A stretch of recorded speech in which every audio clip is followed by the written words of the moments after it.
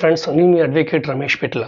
So మన దేశంలో ఒక పక్కన డ్రైవర్లు, petrol bunk owners, heavy vehicle owners చాలా మందిని కలవరపెడుతున్న ఒకే ఒక అంశం ఏంటంటే, ఈ భారతీయ న్యాయ సంహితని ఒక కొత్త చట్టాన్ని తీసుకొచ్చారు. దానివల్ల ఒకవేళ యాక్సిడెంట్ జరిగితే యాక్సిడెంట్ చేసిన వాళ్ళని దాదాపుగా 10 సంవత్సరాల వరకు జైలులో కూర్చోబెడతారు. భారీ జరిమానా ఉంటుంది, బెయిల్ కూడా రాదు.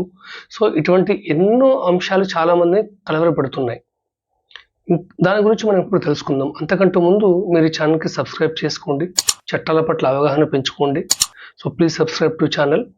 ఇకపోతే ఇంత ముందుకు అంటే ఇండియన్ పీనల్ కోడ్ అంటే భారతీయ శిక్షా స్మృతి అనే చట్టంలో ఎవరైనా సరే వాళ్ళ యొక్క నెగ్లిజెన్స్ ద్వారా, అది డ్రైవింగ్ కావచ్చు, లేకపోతే హాస్పిటల్లో డాక్టర్ ఏదైనా ఒక సర్జరీ చేసి ఆ సర్జరీ వల్ల, ఆ నెగ్లిజెన్స్ వల్ల ఒక వ్యక్తి చనిపోవచ్చు.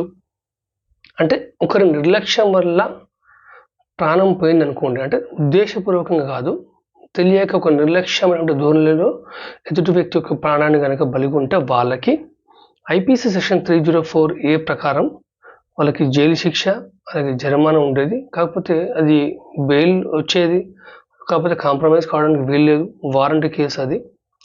అయితే ఇప్పుడు ఈ భారతీయ న్యాయ సంహిత అనేటువంటి ఈ చట్టంలో ఏమైందంటే, ఈ బిఎన్ఎస్లో సెక్షన్ 106 కింద ఈ చట్టాన్ని, అంటే ఇంత ముందుకు 304A తీసుకొచ్చి ఈ సెక్షన్ కింద పెట్టారు. కాకపోతే ఇక్కడ 2 ముఖ్యమైన విషయాలు ఉన్నాయి. సో భారతీయ న్యాయ సంహిత 2023 ప్రకారం ఎవరైనా సరే నెగ్లిజెన్స్, నిర్లక్ష్యం ద్వారా ఒక ప్రాణాలు కనుక తీసేస్తే వాళ్ళకి 5 సంవత్సరాల వరకు జైలు శిక్ష, అలాగే జరిమానా కూడా ఉంటుంది. నేర తీవ్రత బట్టి 2 ఉండే అవకాశం ఉంటుంది. ఇది క్లాస్ 1.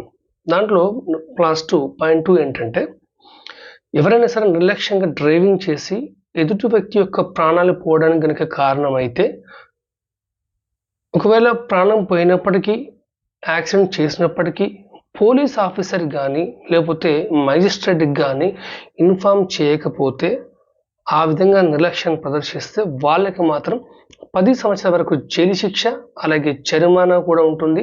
ఇది non bailable offence. So first point చూసుకుంటే క్లాస్ 1 అది బెయిలబుల్ అఫెన్స్.